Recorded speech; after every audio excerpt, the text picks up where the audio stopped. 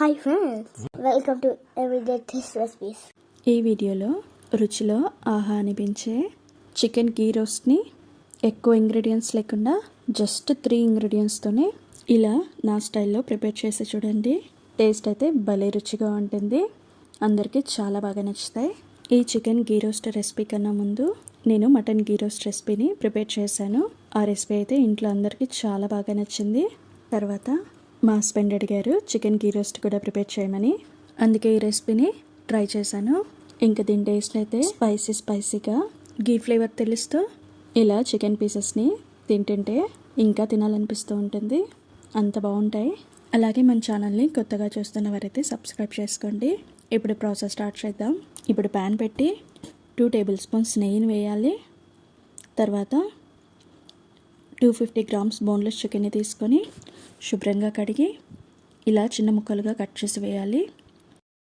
ఇప్పుడు చికెన్కి సరిపోయేంత సాల్ట్, 1/2 టేబుల్ స్పూన్ పసుపు వేయాలి. ఇప్పుడు ఈ చికెన్ని హై ఫ్లేమ్లోనే ఒక 1 మినిట్ వరకు ఇలా కలుపుతూ ఫ్రై చేయాలి. ఇప్పుడు మూత పెట్టి మీడియం ఫ్లేమ్లో ఈ చికెన్ని కుక్ చేసుకోవాలి. మధ్య మధ్యలో కలుపుతూ ఉండాలి. ఇప్పుడు మళ్ళీ మూత పెట్టి ఇప్పుడు చికెన్లోంచి వచ్చిన వాటర్ మొత్తం ఇంకిపోయే వరకు ఈ చికెన్ని ఇలా కలుపుతూ కుక్ చేసుకోవాలి. చూడండి, ఒక 5 మినిట్స్ తర్వాత చికెన్ అయితే ఉడికింది, ఇంకా వాటర్ కూడా ఇంకిపోయాయి కదా.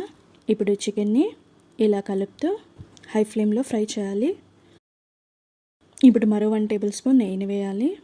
మరొకసారి బాగా కలిపి చికెన్ని ఇలా కలుపుతూనే ఫ్రై చేస్తే చికెన్ పీస్ అనేది క్రిస్పీగా అవుతుంది, ఇంకా ఇలా రెడ్ కలర్లో వస్తుంది.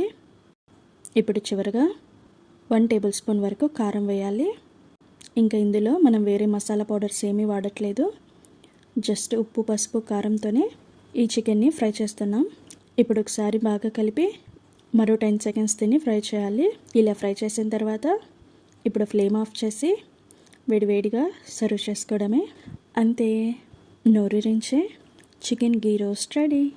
ఈ చికెన్ గీ రోస్ట్ టేస్ట్ అయితే సూపర్గా ఉంటుంది, దీన్ని సైడ్ డిష్గా తినచ్చు.